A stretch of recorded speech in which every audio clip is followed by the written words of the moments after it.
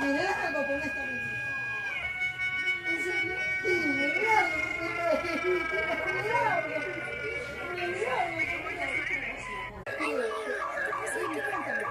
Guachita, cuidado, no entres en la casa. A la casa.